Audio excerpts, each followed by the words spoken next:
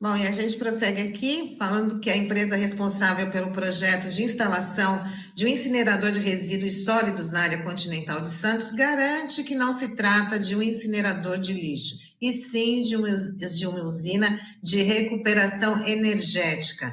Os responsáveis alegam também que vão usar apenas material não reciclável. Mas muitas dúvidas pairam no ar e o receio de um impacto ambiental e social ainda ronda a nossa comunidade. Então, a gente conversa agora sobre esse assunto com a engenheira agrônoma Mari Polacchini, que integra o MOCAN, Movimento contra as Agressões à Natureza, e o professor Jeffer Castelo Branco, pesquisador e mestre em análise ambiental. Muito bom dia, professor Jeffer. Obrigada por mais uma participação aqui no Manhã RBA Litoral.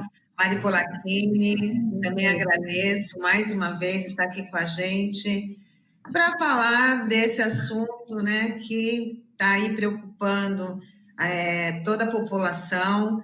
É uma matéria que saiu também no Diário do Litoral, eu queria até que vocês depois avaliassem, que os responsáveis estão dizendo que não é bem assim, não é um incinerador, né? Como é que é, professor? Bom dia, professor. Bom dia, Mari. Bom dia. Bom dia, Tânia Maria, bom dia, Rodrigo Bertolino, bom dia, Maria Polacchini, bom dia aos ouvintes, é um prazer estar aqui, mais uma vez estar aqui no programa, discutindo assuntos tão importantes para a nossa cidade, né? Eles têm razão, Tânia, não é bem assim, não, é pior, né? É pior, eles trazem um monte de falácias, de inverdades para a população, para confundir a população e tentar passar um gato por lebre, né? Isso que é, na verdade, é o que eles estão tentando, passar gato por lebre. E sem desmerecer os gatos, porque eu tenho gatos e adoro gato, né? É mais o ditado, né? Passar gato por lebre. Porque, na verdade, é um incinerador, né?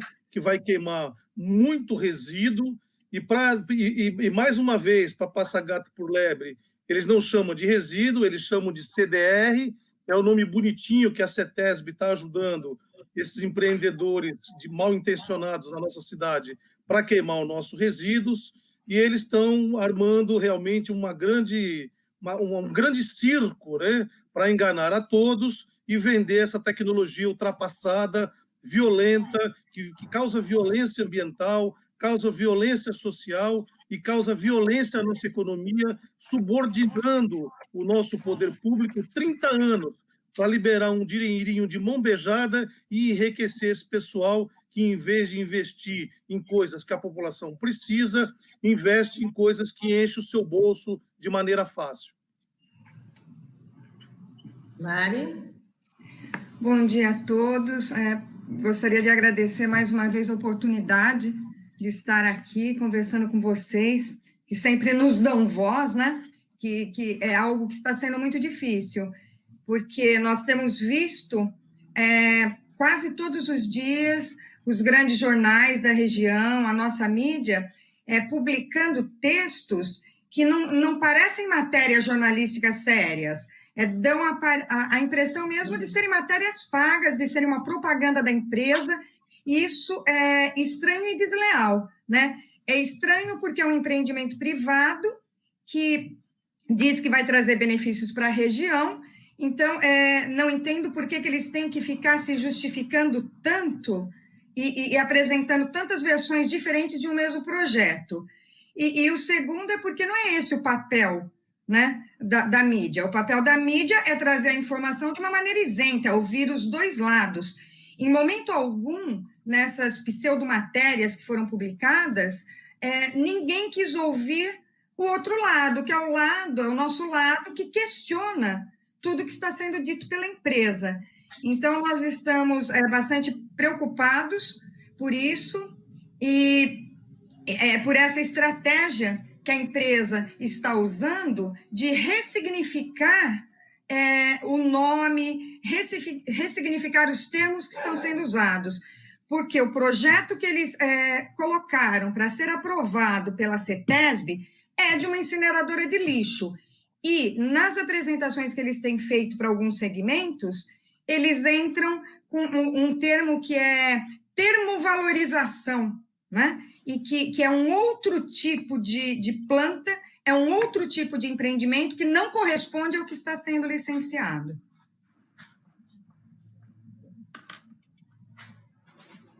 Oi, eu queria aproveitar perguntando para vocês, porque ontem na coluna do professor Pascoal, ele me deu uma aula quando eu citei a palavra criatividade. Ele diz assim: Rodrigo, cuidado com a palavra criatividade, porque criatividade em si é bom, mas criatividade pode ser usada para o bem e também para o mal.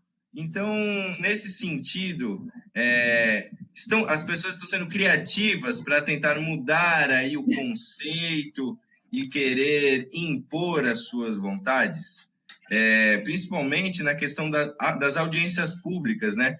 Porque há um modus operandi, você pode realizar audiências públicas, mas se ninguém sabe que elas existem, aparecem lá poucas pessoas, tem aquele ritual, mas não adianta nada. Vê bem, Rodrigo, realmente, inclusive o próprio licenciamento no nosso estado, ele passou a ser uma piada, né? Uma piada de mau gosto, onde o setor de licenciamento da CETESB precisa de um amadurecimento, né? Um banho de ética para poder continuar à frente de uma companhia tão importante para o nosso estado como é a CETESB, né? Os licenciamentos, um copia e cola danado. Se você pegar os pareceres da CETESB sobre essas URES que querem infestar o nosso estado, esse é o nome mais certo, infestar o nosso estado de poluição e de contaminação, são pareceres esdrúxulos, né? É preciso que o corpo da CETESB se rebele contra esse tipo de coisa, porque nós temos certeza de que a CETESB tem um quadro técnico maravilhoso, e não é um absurdo deixar o setor de licenciamento à mercê de interesses que não é um interesse público e o interesse da população. Então, realmente, a criatividade, o professor Pascoal tem razão, né? A criatividade, se não tomar cuidado, ela beira a criminalidade, né? Seria, vamos dizer, talvez o termo mais adequado para substituir a criatividade, que é uma coisa boa, né? E a criatividade vai tão longe que quando uma pessoa criativa trouxe a questão da reciclagem, e a reciclagem no sentido de poupar os recursos naturais, de poupar o avanço sobre os sistemas ecológicos, isso era bem visto dentro da região urbana, né? Agora, quando alguns, quase, vamos dizer assim, beirando, atravessando a linha da criatividade para a linha da criminalidade, quer jogar nesses fornos tudo que não presta, tudo que pode gerar emissões tóxicas para a população, aí fica complicado. Aí a população tem que reagir, os pesquisadores, os engenheiros, as pessoas que têm um nível de conhecimento para combater esse tipo de absurdo, de anacronismo que trazem para o nosso meio ambiente, nós temos que reagir e banir isso do nosso meio. O que nós queremos é entrar no século XXI com tecnologias que realmente resolvam o problema do lixo, e não tecnologias como essa, que empurra para as futuras gerações todo o problema que é gerado nessa, porque o resíduo dessa tecnologia não deixa de ser gerado, e é um resíduo mais perigoso do que aquele que entrou na máquina. Imagine vocês, um equipamento que emite 3 vezes mais emissões do que entrou e mais perigosa. Não resolve nada, está bem claro que isso é um absurdo, está bem claro que tem alguma coisa precisa ser muito bem investigada por trás de tudo isso, para uma companhia que nem a CETESB, eu já repito, não é toda a CETESB, engole um troço desse com muita facilidade. E o nome parece que mudou, ou eles querem colocar mais, enfatizar mais esse tipo de equipamento, colocando como, em vez de incinerador, unidade de recuperação energética. O que seria uma unidade de recuperação energética? Qual é a diferença para um incinerador? Então, veja bem, a questão é a criatividade que está bem próximo da linha da criminalidade, é bem isso, né? Você vê bem, antigamente nós tínhamos os incineradores que eles queimavam resíduo, e o incinerador tem mais de 200 anos aí que isso é utilizado. Agora, mais modernamente, com as análises químicas e biológicas, se percebeu que esse tipo de empreendimento está contaminando o homem com todo tipo de substância. Essas substâncias acabam acumulando nos órgãos que são importantes para o organismo e levam o homem a adoecimento, que tem que arcar com remédio para toda a vida, chega na velhice, entra no Alzheimer, não consegue ter uma velhice saudável, tudo aquilo que a gente já está vendo e que, infelizmente, a nossa saúde não está dando conta, justamente por causa do desconhecimento, por causa da falta de preparo para lidar com a exposição química violenta que nós vimos sofrendo desde o final da Segunda Guerra Mundial. Então, é preciso que realmente tenha-se uma compreensão melhor de tudo isso, né? Para que a gente possa se proteger disso, Tânia, porque não tem condições de a gente continuar aceitando uma tecnologia. Nós temos, nesse século que nós estamos entrando, uma preocupação mundial com a questão da exposição química, nós temos uma preocupação nesse século das indústrias químicas, que obtêm lucro utilizando de graça os recursos naturais, sem pagar e sem colocar na sua conta justamente tudo aquilo que eles chamam de externalidades, né? Não computam nos seus gastos, como, por exemplo, a utilização do oxigênio, a utilização da água, a contaminação da água, a contaminação dos seres humanos, dos vegetais, a exposição química, o adoecimento, tudo aquilo que o Estado depois tem que arcar por causa dessa indústria química, e a incineração talvez seja a pior indústria química que nós podemos ter no nosso meio, é inaceitável que a gente continue tendo esse tipo de tecnologia no nosso meio, né, Tânia?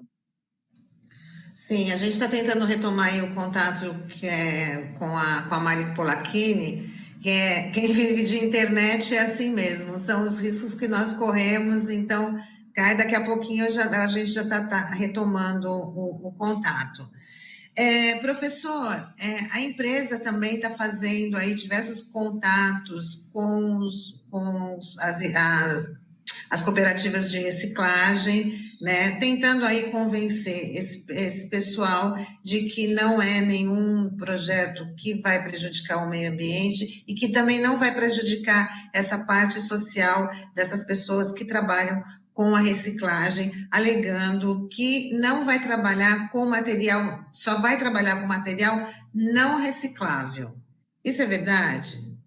Olha, obviamente que se você ler com atenção a última reportagem que eles pagaram no jornal, você vai ver que eles falam, desfalam ao mesmo tempo, né? Eles colocam lá no começo que a prefeitura não vai precisar fazer mais coleta seletiva, e depois fala isso para o governo, e para os cooperados falam que não vai ter problema da coleta de lixo, porque eles não vão ser afetados, né? Veja bem, se eles já partem do princípio, e é essa a vontade deles, que não tenha mais coleta seletiva, obviamente eles estão pensando que tudo vai ser enfiado num saco só, produto orgânico, produto que pode ser reciclável, com potencial energético, e lá eles vão se favorecer economizando, né, o gás, combustível, porque esse processo não prescinde de combustível para manter a caloria, né, e vão enfiar lá dentro do forno tudo aquilo, todo o progresso que nós já tivemos na Baixada Santista de reciclagem, de reuso, de reaproveitamento. Obviamente, é uma falácia que eles colocam, inclusive na Alemanha, Tânia, para você ter uma ideia, na Alemanha eles fazem uma separação maravilhosa.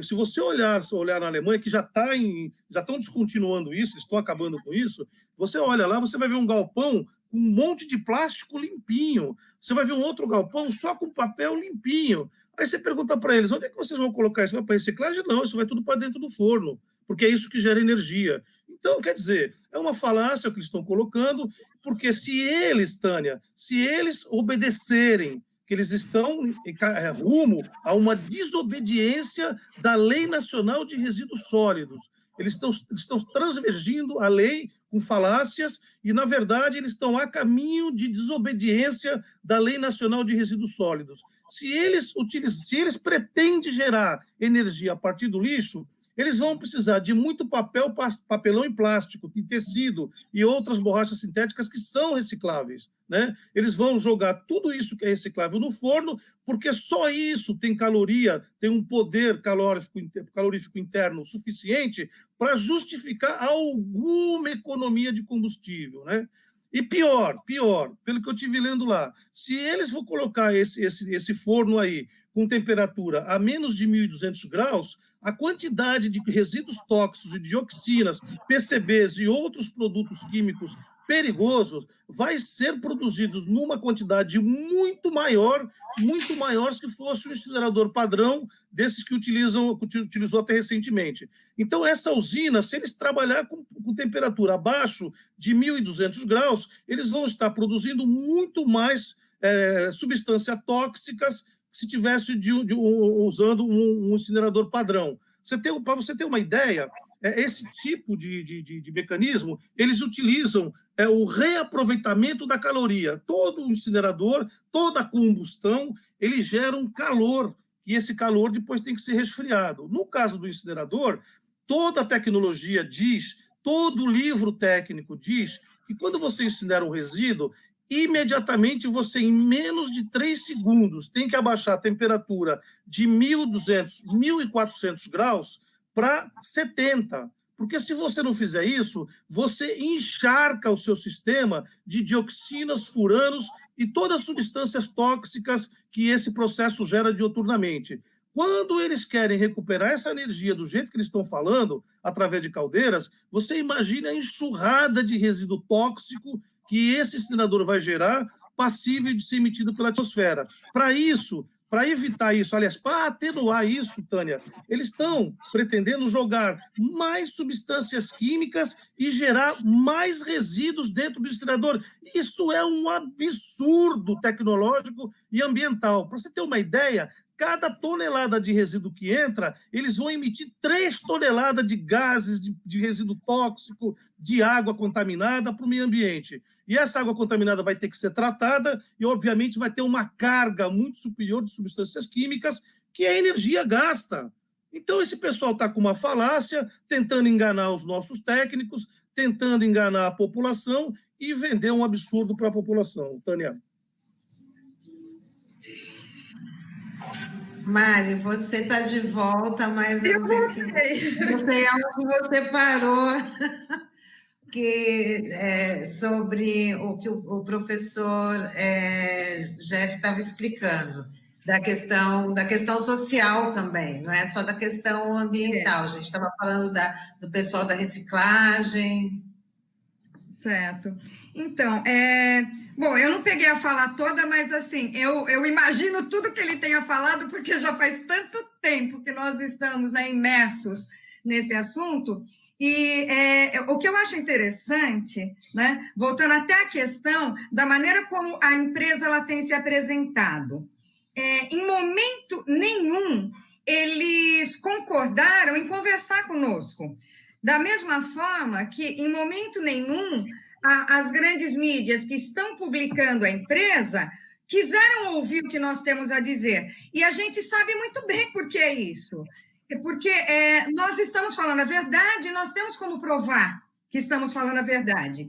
E é interessante que esse método, né, o modus operandi, como o Rodrigo citou, ele é igualzinho à situação que nós passamos aqui em Peruíbe, porque é recente, né, 3 anos, então todo mundo lembra da grande luta que nós tivemos aqui para impedir a instalação de uma usina termoelétrica. E o procedimento era o mesmo. As grandes mídias não davam espaço para nós, não queriam nos ouvir. A empresa começou a fazer reuniões com segmentos da sociedade, então preparavam lanches, né? Levavam para hotéis bacanas aqui da cidade, seduziam as pessoas com uma realidade que não era aquela. Eles não contavam que nem o que essa empresa está fazendo. Eles fazem uma apresentação, eles dizem que vai ter uma chaminézinha soltando uma fumacinha que é vapor d'água, que não é poluente. Só que não é bem assim, são 4 chaminés de 70 metros de altura que tem que ser bem altas para mandar para bem longe todo esse veneno tóxico que eles vão emitir. Só que o bem longe deles é aqui em Peruíbe, né? O bem longe deles cai aqui na minha cidade, cai na cidade vizinha, cai em cima da floresta, cai em cima dos bichos, cai em cima do reservatório de água, cai no curso d'água que abastece os municípios. esse lado cruel, esse lado, né, que nós conhecemos, não está chegando à população. Então, nós temos um empreendimento totalmente insustentável, que acarreta problemas de saúde gravíssimos, comprovados, ninguém está inventando nada, todo mundo está trabalhando e atuando em cima de estudos que comprovam a veracidade das nossas afirmativas. Ele causa um problema social imenso por afetar a geração de renda de uma parcela da população que não tem opção, né? Porque nós sabemos que a maioria dos nossos moradores de rua, dos adictos, dos insanos, eles sobrevivem do quê? Catando os recicláveis, né? É um meio de vida digno, decente, fora a imensa parcela de famílias que sobrevivem dessa ocupação. E para nós, essa semana foi muito difícil, quando eles conseguiram cooptar várias cooperativas aqui da região. Eles os levaram, ao mesmo tempo que nós não podemos ter uma audiência pública presencial por conta do isolamento que o Covid-19 nos impõe, eles estão fazendo reuniões presenciais com os segmentos. Então, eles convidaram esses catadores, eles levaram para um local bacana, ofereceram um café da manhã, que tudo isso, para mim, parece suborno. E fizeram uma apresentação na qual eles diziam que eles iam incentivar a reciclagem, que eles não utilizariam esse material para queima, sendo que a gente sabe que isso, tecnicamente, é impossível. E dentro do projeto que está sendo licenciado, não consta nenhum incentivo a cooperar. Uma entrevista aqui na RBA, eu te ligo daqui a pouco, quando acabar. Então, assim, o que nós estamos vendo, como bem colocou o Jeffer, é um monte de falácias, né? Que até um termo, eu acho que bem ameno para o tamanho das mentiras que eles estão contando. E nós não encontramos uma forma de nos opor a isso, né? Os poucos espaços que a gente consegue, por isso que eu sempre falo que é uma bênção esse espaço que vocês nos dão de fala. Atingem pequenos grupos da sociedade, mas nós não estamos conseguindo chegar da maneira que eles estão. Por quê? Porque eles detêm o poder econômico e eles estão apoiados pelos nossos administradores públicos que não estão trabalhando para nós, né? Apesar de receberem o salário que nós pagamos, estão trabalhando para empresas privadas. É muito triste tudo isso, viu? Mari, ainda sobre o que você estava falando, na questão aí de chamar os trabalhadores para dar as explicações por parte da empresa, eles falam que a categoria dos catadores não precisa se preocupar, tanto que precisamos que eles incrementem o nosso trabalho. Quanto mais o poder público investir na coleta seletiva, melhor será o processo para nós, assim afirma um dos responsáveis aí pela Valoriza, né? Então, mas como ele justifica a fala dele? Né? Porque falar é fácil, eu posso vir aqui falar um monte de coisa para você. Agora, como ele justifica que a reciclagem vai melhorar o trabalho deles? A impressão que ele passa é que quanto menos material reciclável tiver no lixo que eles vão queimar, vai ser melhor. Agora, no que isso está baseado? A partir do momento que o tipo de resíduo que nós produzimos, ele é extremamente úmido, né? Ele tem uma umidade acima de 50%. Coisa úmida queima? Coisa úmida não queima. A gente precisa pôr o quê? A gente tem que pôr coisas que sejam altamente combustíveis. O que é altamente combustível, por exemplo? Petróleo, né? O que é plástico? Plástico é um derivado do petróleo. Plástico queima bem? Queima, né? O que mais queima bem? Papelão. Agora, quando eles afirmam que eles estão transformando os resíduos sólidos urbanos, né, os RSU, em CDR, que é o combustível derivado de resíduo, eles também estão mentindo. E isso o Jeffer pode explicar com mais propriedade.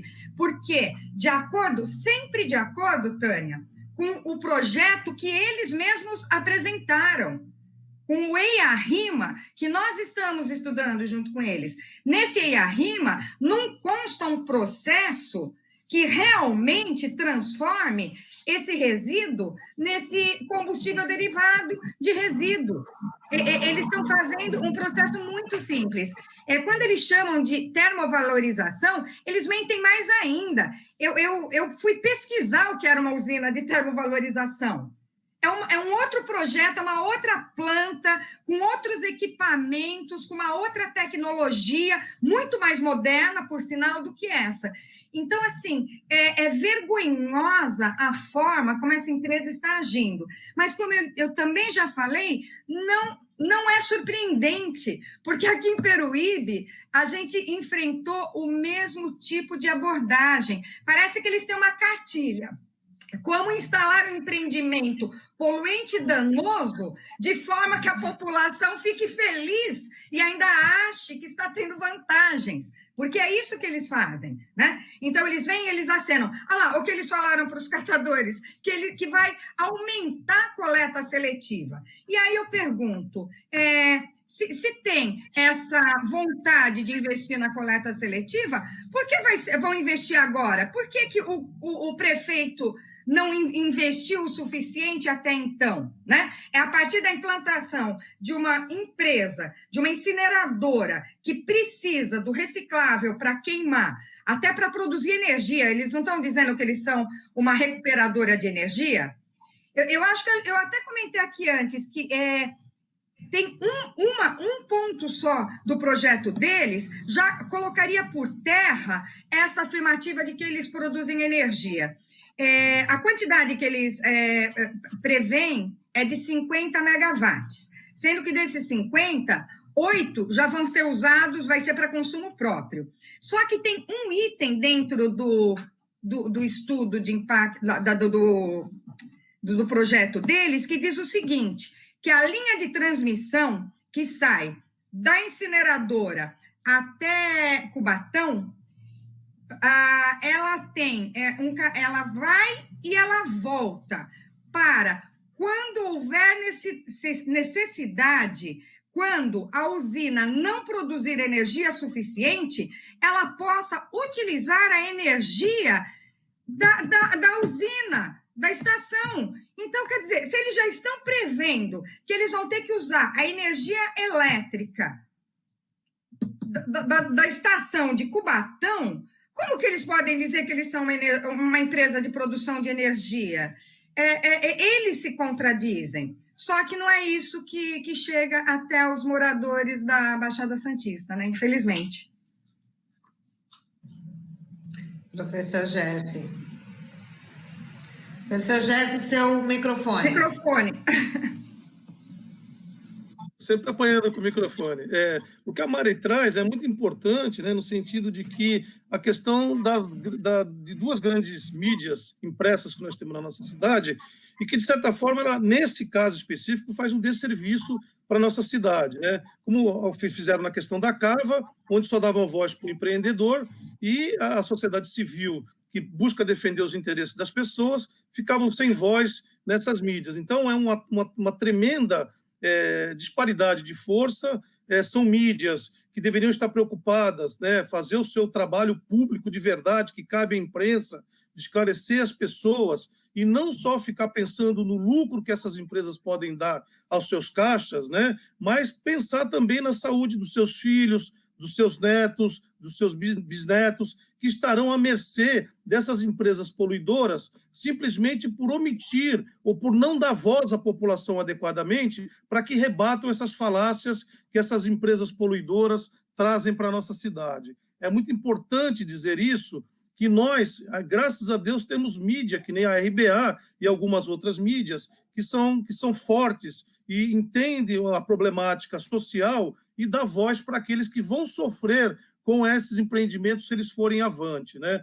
Realmente é uma questão muito complexa, né? Muito bem abordada pela Mari, a questão do lixo, que eles falam que vão ter reciclagem, mas se você ler o texto atentamente, eles colocam lá que os sacos vão chegar e vão rasgar e vão fazer separação. Ora, se vai ter coleta seletiva, como é que vai rasgar saco para fazer separação depois?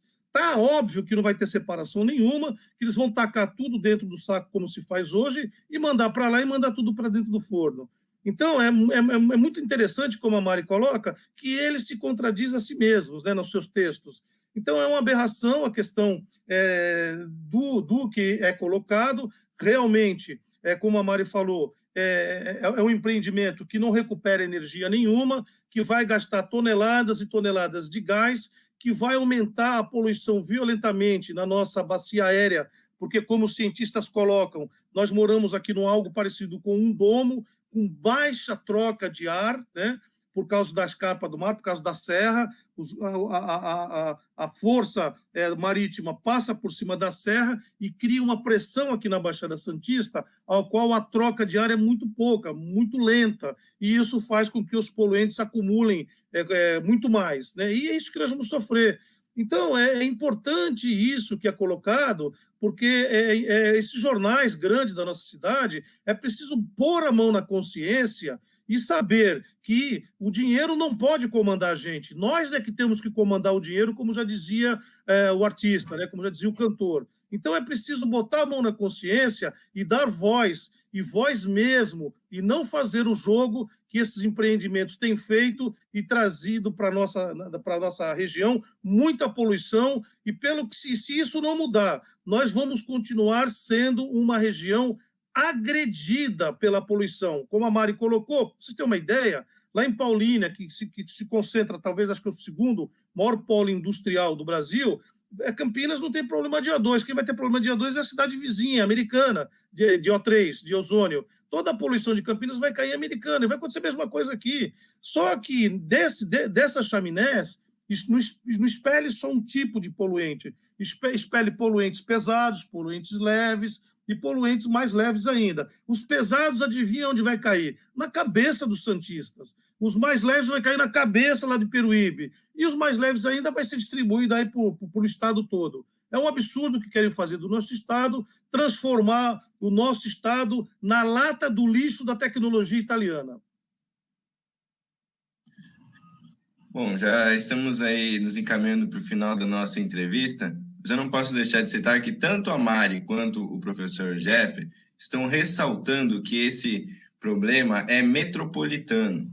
Então, a Mari, inclusive, comentou sobre a termoelétrica que queriam colocar em Peruíbe, e eu acompanhei de perto, né, as audiências públicas. Nós vimos pessoas de Peruíbe, logicamente, mas de Santos, de São Vicente, tribos indígenas, pessoal do Vale do Ribeira, enfim, foi construída uma mobilização e a sociedade venceu, né? Não tivemos a termoelétrica. Então, eu queria que vocês falassem para os nossos ouvintes e para quem está nos acompanhando pelas plataformas digitais, até mesmo para a RBAC, esse instrumento de mobilização, a importância, né, dessa união, que as pessoas realmente entendam que, assim, é aquela coisa que o professor Jeff estava falando, vai cair na cabeça dos santistas, vai cair na cabeça aí dos cidadãos de Peruíbe e de outras cidades da Baixada Santista. Quem tem problema respiratório vai ter mais problema respiratório. Quem tem a praia vai ficar mais poluída. Enfim, eu queria que vocês falassem para os nossos ouvintes para termos essa mobilização. Mas é muito bacana você tocar nesse ponto, né, que eu não poderia deixar de falar. Uma coisa que nós sempre dissemos da nossa campanha aqui em Peruíbe foi que quem conseguiu impedir o empreendimento foi a população. A gente teve, sim, Ministério Público, a gente teve ajuda de partidos políticos, né? A gente teve ajuda de muitas associações, mas, assim, quem conseguiu mostrar a força foi a população, quando, né, nós comparecemos em peso nas audiências, quando nós invadimos a Câmara Municipal, quando nós conseguimos que nossos vereadores, de uma vereadora que era contra o empreendimento, nós conseguimos os 15 vereadores aprovando a lei que impedia a implantação de uma termoelétrica em Peruíbe, e tudo isso foi o quê? Porque nós conseguimos levar até a população a verdade sobre o empreendimento, e as pessoas puderam, por si sós, entender o que aquela empresa estava fazendo e definir se aquilo ia ser bom ou não para a sua vida, se ela queria ou não que a sua vida fosse transformada da maneira que seria com uma usina termoelétrica daquele tamanho na nossa cidade. Agora, infelizmente, com essa URI, né, com essa incineradora Valoriza Santos, nós não estamos conseguindo mobilizar a população da mesma forma. Tudo isso, né, está acontecendo em meio a medidas de restrição impostas pela pandemia, durante a passagem da boiada do Salles, porque esses projetos de incineração, eles fazem parte da boiada, né? Porque estão mexendo no nosso Plano Nacional de Resíduos Sólidos, estão alterando resoluções CONAMA, estão mudando leis estaduais, tudo isso faz parte daquela boiada. Aí, nós, diante dessa dificuldade que nós estamos tendo, nós sabemos que em algum momento um pouco da normalidade vai ser restaurada. Nós solicitamos que as audiências, elas não fossem virtuais, porque já ficou mais do que provado naquela audiência que teve em Santos, que foi para tratar só do impacto de vizinhança. E nós já vimos que, primeiro, que o Brasil não fez a sua inclusão digital. Então, o acesso à internet ou a aparelhos que permitam uma boa conexão, ela é restrita a uma parcela da população. Nós mesmos que temos equipamento, sofremos com a baixa qualidade da internet. Nessa audiência pública, o próprio promotor, ele não conseguiu, a fala dele foi prejudicada. Então, o que nós fizemos? Nós solicitamos que as audiências, elas fossem prorrogadas para um outro momento, porque não há urgência. O aterro não está transbordando e caindo dentro da praia, né? Esse aterro ainda tem um tempo de vida. Então, pelo tamanho, né, da questão, pela importância que essa questão tem para toda a região, nós solicitamos o quê? Que esse processo ele fosse postergado, adiado, até o momento em que nós possamos ter uma discussão adequada, transparente, envolvendo a população, do que se trata esse projeto. Nós fizemos abaixo-assinado nos 8 municípios que não iam ser contemplados com audiência pública, porque o único município que tem uma audiência pública marcada é Santos, como se só Santos fosse ter impactos.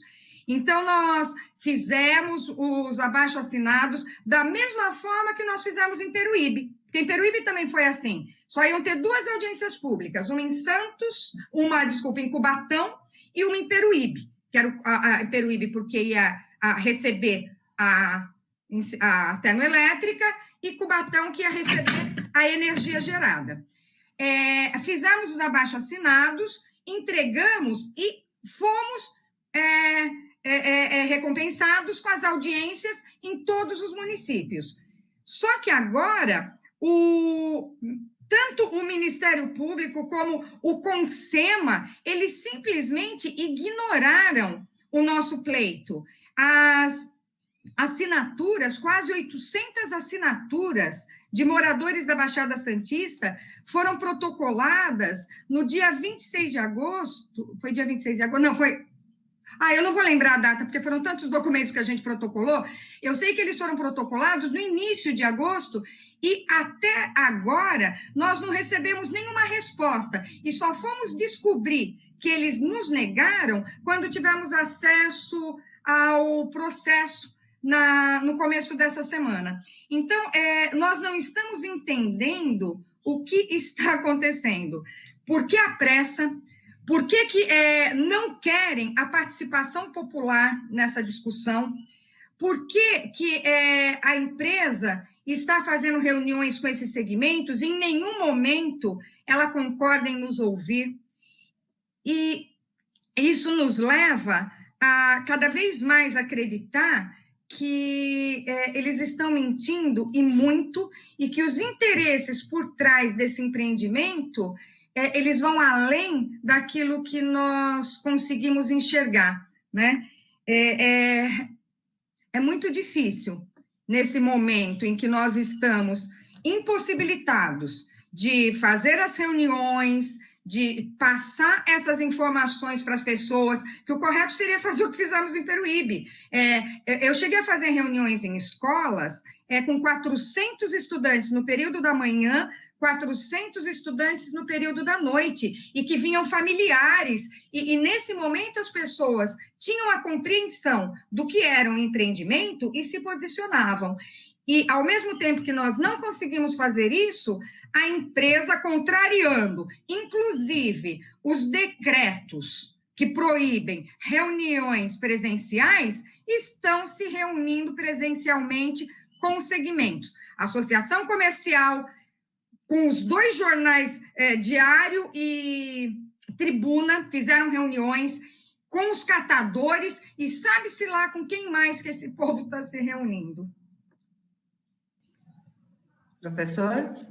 Interessante, realmente é tudo isso que a Mari colocou mesmo. Nós temos uma dificuldade de atuação por conta do coronavírus, ainda está solto aí, a gente ainda está tendo que ter muito cuidado quando a gente sai de casa, né? Você vê, os jornais estão dizendo que dobrou o número de mortes, de casos, né? Perdão, de casos na Baixada Santista, depois de que a praia foi inundada de pessoas, depois que começou a abrir mais, e os casos aumentaram, então nós temos que ter cuidado mesmo, né? Principalmente as pessoas com um pouco mais de idade, assim como eu, têm que tomar cuidado, porque a coisa é séria, né?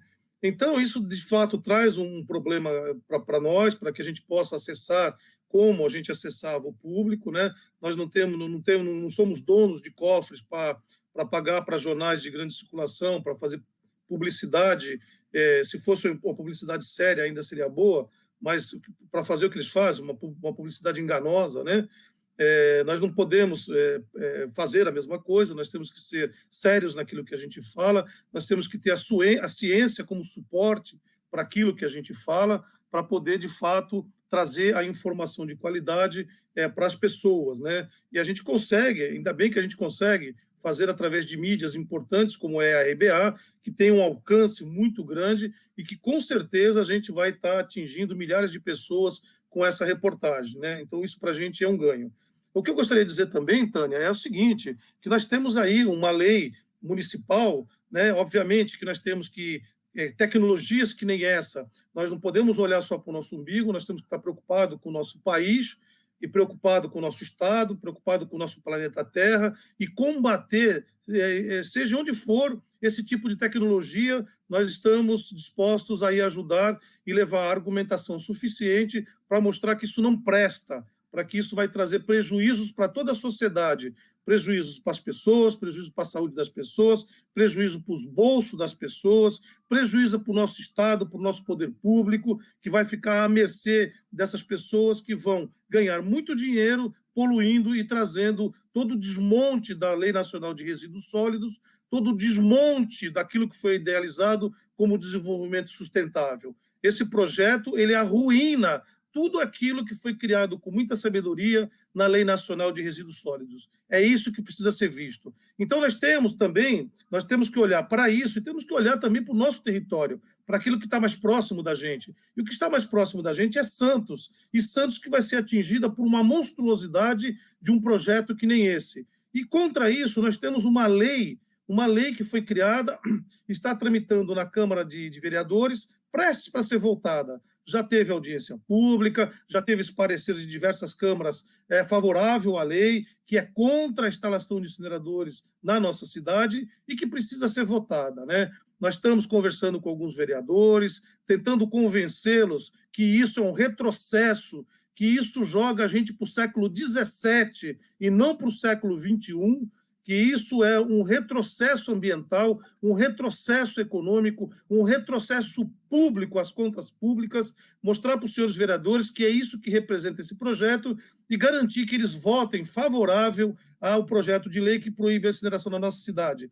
E que, se o prefeito vetar, derrube o veto do prefeito, porque é preciso também que o prefeito nos ouça. É preciso que o prefeito nos receba em seu gabinete para que a gente possa mostrar para ele o quanto é nefasto essa tecnologia para a sociedade onde ele vive em comunhão conosco. A gente precisa mostrar para o nosso prefeito que ele está sendo ludibriado por esta tecnologia e que ele devolva os 15 milhões de compromisso que tem com essa empresa, porque esses 15 milhões não vai ser benéfico para a nossa cidade. Devolva esses 15 milhões, proceda à reforma da praça lá do emissário com o nosso dinheiro público, porque um dinheiro sujo que nem esse não interessa à população santista. E sujo de poluição, sujo de contaminação e sujo de doença que vai afetar a nossa saúde pública e coletiva. Então é isso, Tânia. Nós estamos avançando e são meios de comunicação como esse da RBA que facilita o nosso trabalho e acessar a população para explicar o quão nefasto vai ser isso. Tânia. Eu queria agradecer a vocês, que essas informações são muito importantes. Um projeto como esse não pode deixar de ser debatido, não pode deixar de ser esclarecido, e eu acredito que com a participação de vocês e de outras pessoas que vêm discutir sobre esse assunto, a mobilização há de se concretizar. Então, eu queria agradecer o professor Jeff Castelo Branco, a Mari Polacchini, por mais uma participação aqui no nosso Manhã RBA Litoral. É sempre importante as informações de vocês para esclarecer não só as pessoas de Santos, mas de toda a região, né, sobre os impactos que esse tipo de empreendimento pode trazer para nós.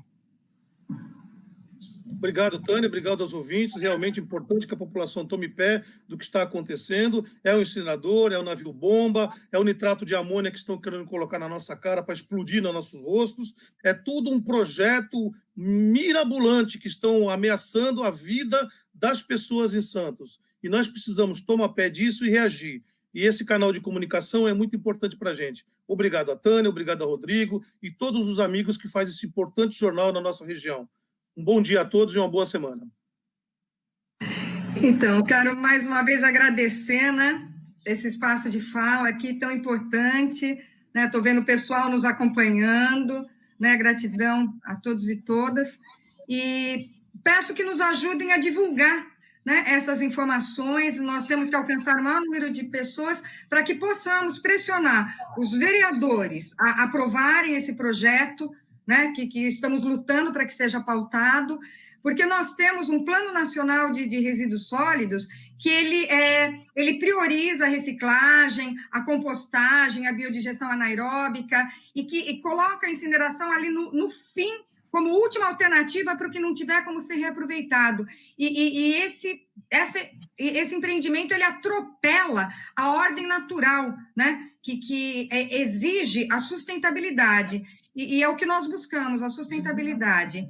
Então, eu agradeço mais uma vez essa oportunidade, Tânia, Rodrigo, a todos que nos receberam, e peço que entrem na nossa página do Facebook, Movimento contra a Incineração à Pirólise, que curtam, lá tem todas as informações, inclusive essa entrevista, a gente vai colocar lá também, né, todas as lives que a gente tem feito, e para que se juntem a nós, para que lutemos pela saúde, pelo bem-estar, pela vida da nossa Baixada Santista.